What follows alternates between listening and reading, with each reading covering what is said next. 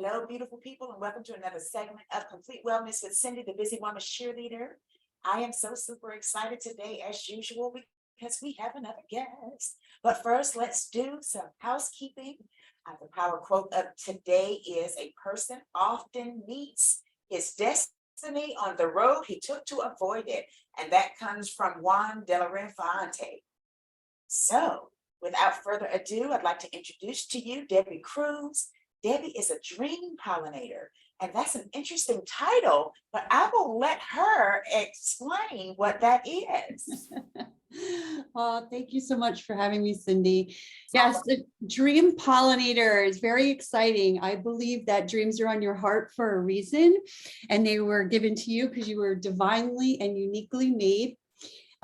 In doing my own research of myself on my journey, my name in Hebrew is Devorah, and it is the bee seeker.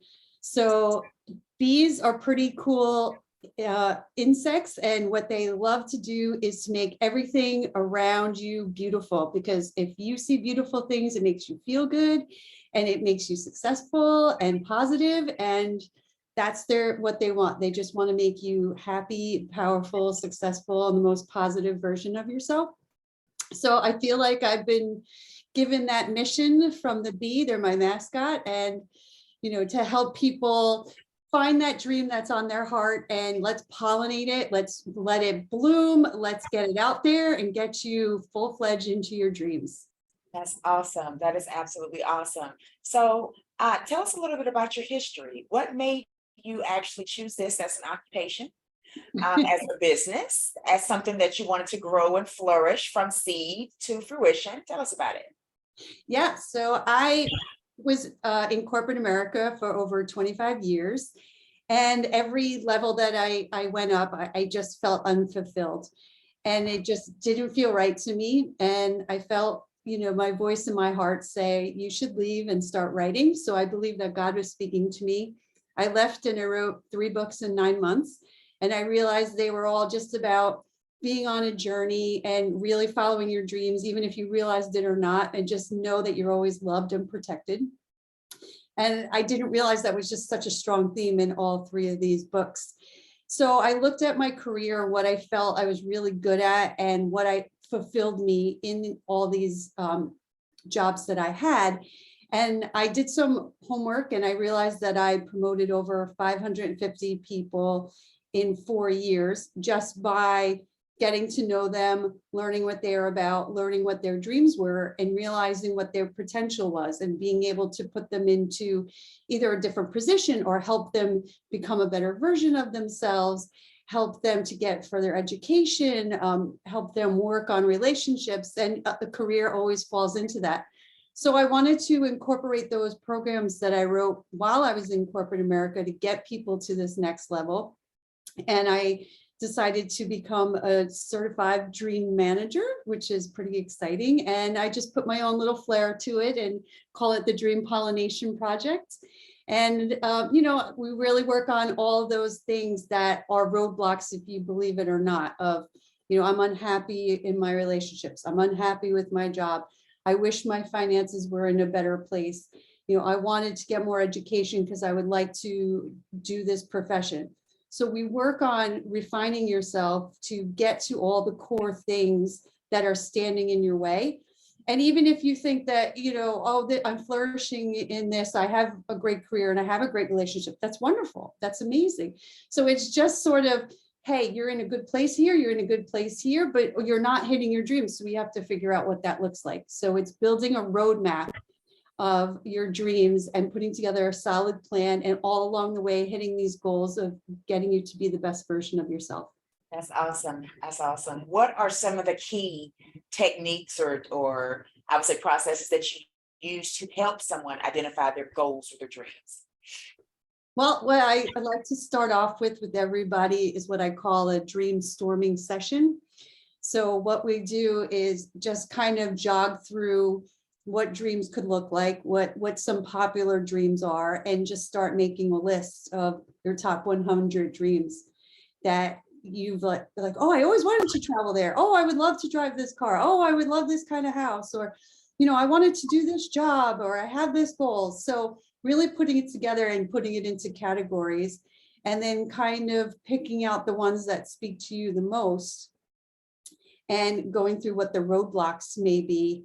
I also believe in creating what I call a dream team, and being able to have those conversations when you get to identify those goals and what they look like, and start putting together a roadmap.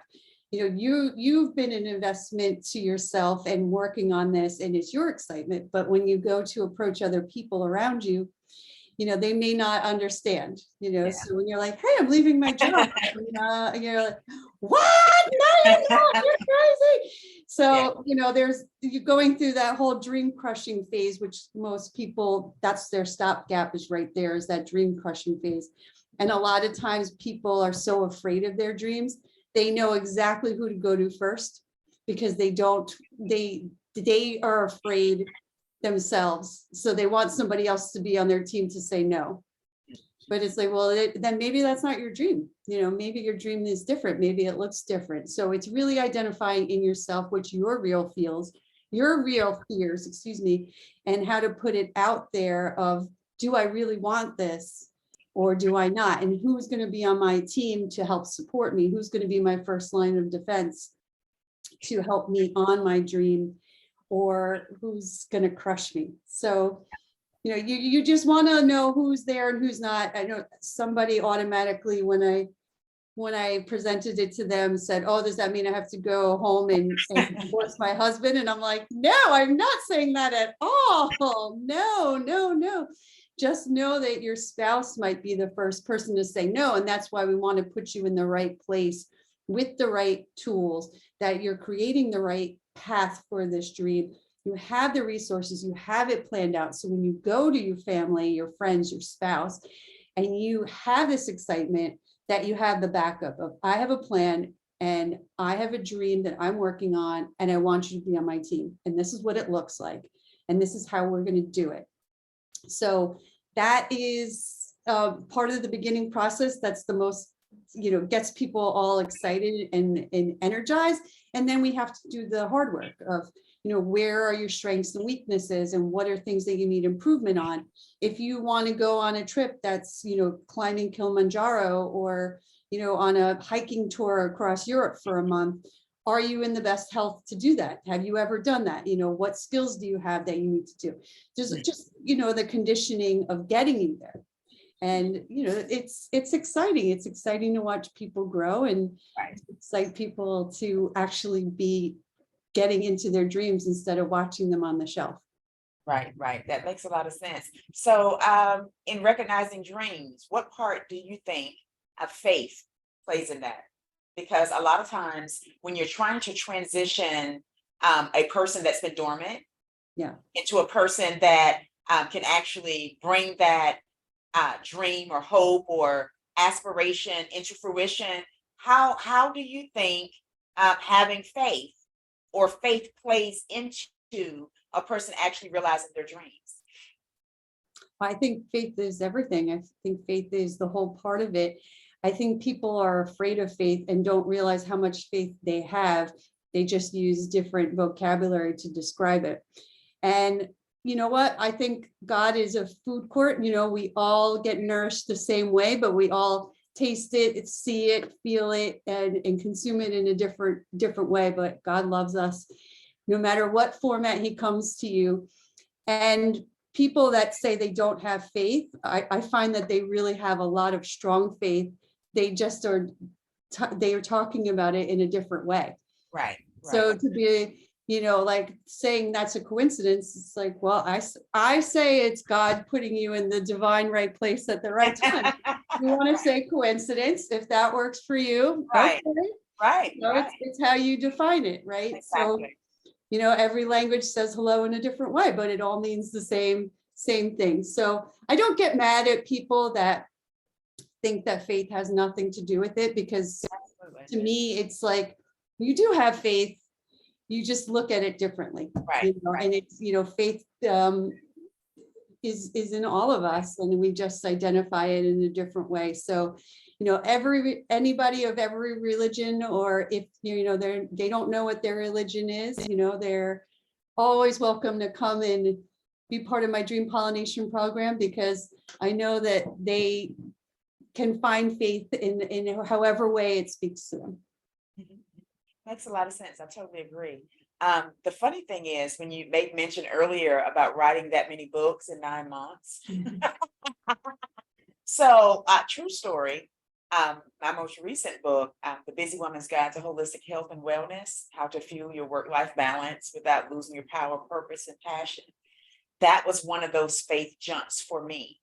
It's like your heart's telling you to do something and you keep putting it on the back burner. And so I've known of some people that says, oh, I've been writing a book. I'm writing a book. And it was 10 years. I'm writing a book. I'm writing a book. And it was 20 years. I'm writing a book.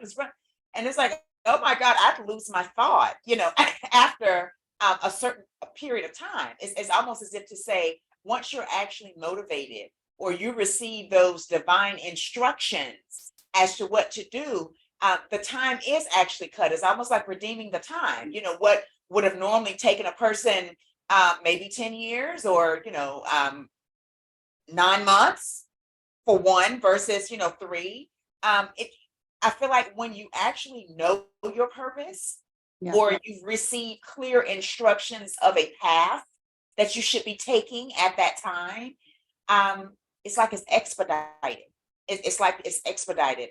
The innovation, the thoughts, the information, the downloads, I like to call them downloads, it's like you get them more frequently when you're on the right path.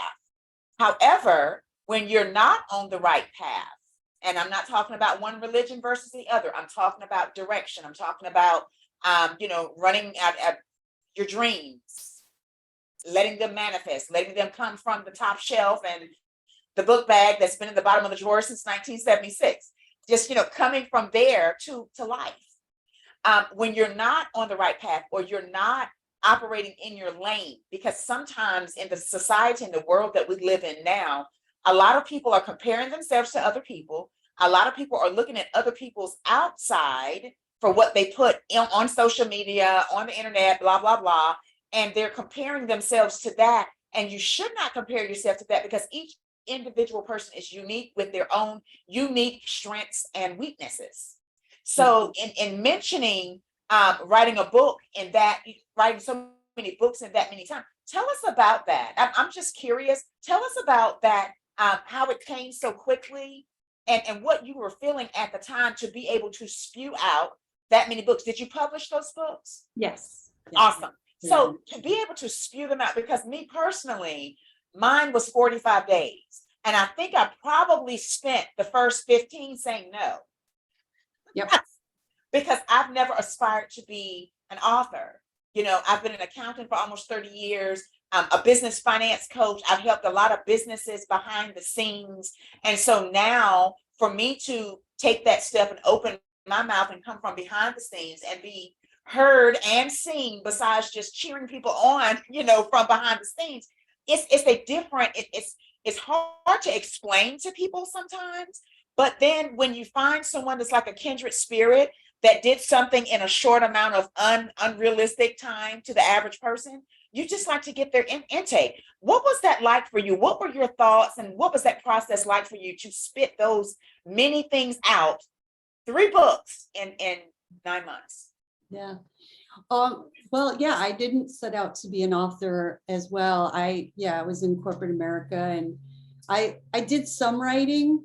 I had a professor in college say to me, "You're going to be a writer." Like, yes. And I'm like, who becomes a writer? I didn't. Yeah, me too. That's amazing. I was like, no. Like, okay, sure, but my family wants me to be an accountant, so who do I listen to?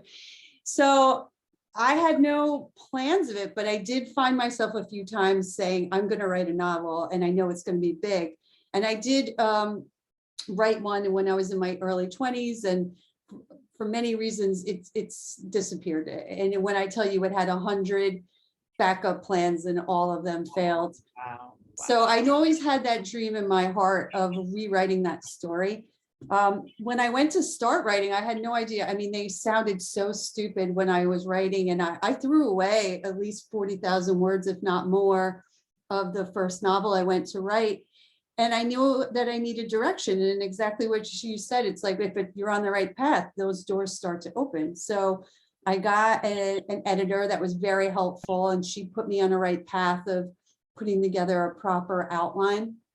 And then I just took it from there, and then I started applying to, sending my manuscripts to publishers, and, I got accepted. And I didn't know enough then. I would have definitely done some things very differently. And, my thought process was follow that outline, but let it have its own life. Like if you go off the course, that's the point, is those characters become something. And they're just speaking to you. So you really just have to sit and let them lead the way. And there's many times where I'm like, blah, blah, blah, blah, and I'm like, I'm not even really here. I'm really not. And they, I just felt like driven through them, which I believe is driven through God.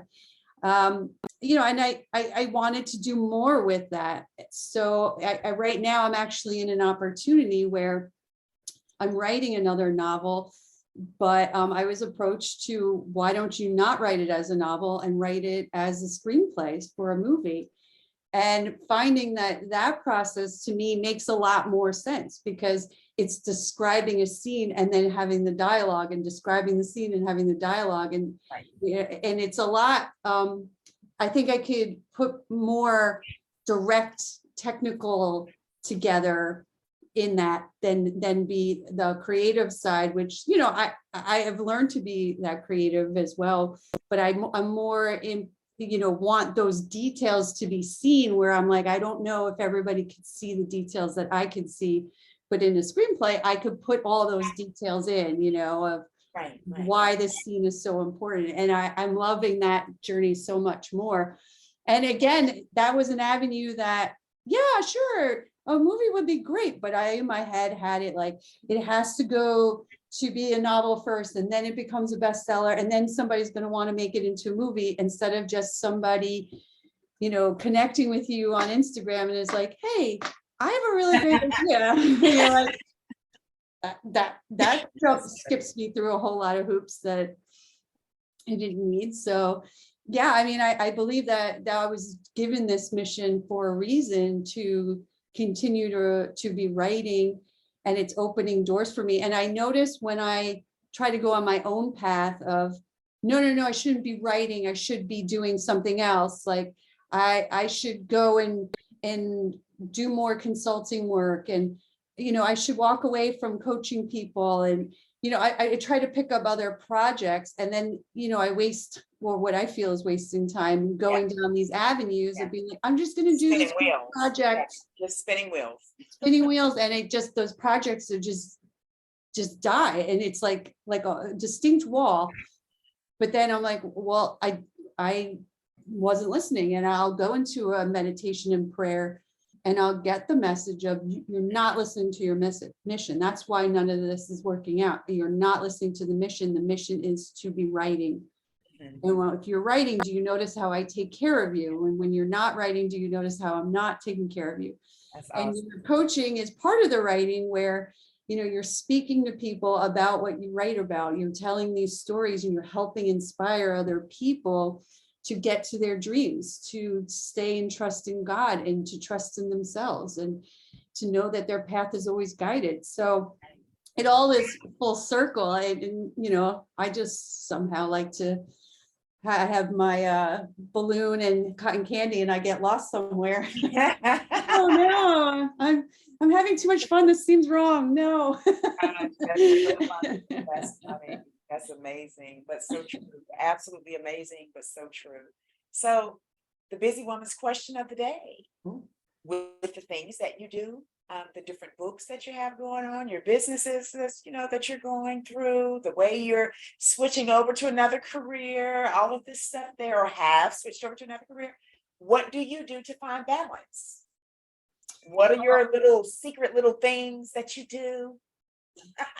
Well, it's really hard to be your own boss, and to be the executive, and it's so easy to drown in working 24/7. Yeah. Being able to say no to yourself and say yes to yourself of, you know what, I know that I could bang out those chapters in like an hour. I'm just going to do this for an hour. But you know what? I also know that means I'm not going to eat lunch. Yeah. That I'm not going to go for my midday walk that my body needs to get there. So, that discipline in myself was really, really hard to learn. And, to really, really stick to your plan. So, having a strong business plan, having direct goals and alignment of timeframes, and sticking with it as best as you can, and not let other people guide you away from that. Because if you're getting guided away, usually you're going on somebody else's agenda that throws off your agenda. So making sure you have those plans that you keep saying like, oh, it's all right, I kind of got it in my head, but putting it in paper of like, I have to stick to this budget this month. I have to stick to writing this many hours this week. I have to get these 3 business things done. So being strict with yourself about that, is really important, and be able to really ask people for help. Because, if you believe in yourself, people see that and they want to help you. Yeah. Especially if they're like, I'm part of your journey and I'm going to watch you do it. And then I know you're going to turn around and help me do my journey. So. Right. That is awesome. That is awesome. If people want to get in contact with you, how would they do that? Well, I try to make it as simple as possible. My social is all the same. It's at Debby Krusz, DebbyKrusz. My website is the same, debbykrusz.com. Again, debbykrusz.com. And I would also love to send to you a free download of my last novel, Soul Meets Body. And if anybody would like to do a free consultation with me about getting close to your dreams, I offer that to you as well. That is awesome. Thank you. Thank you so much. This has been absolutely fabulous. I've enjoyed talking to you. Oh, thank you. I enjoyed talking to you. I enjoyed it.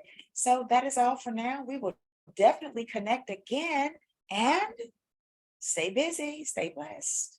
The next time.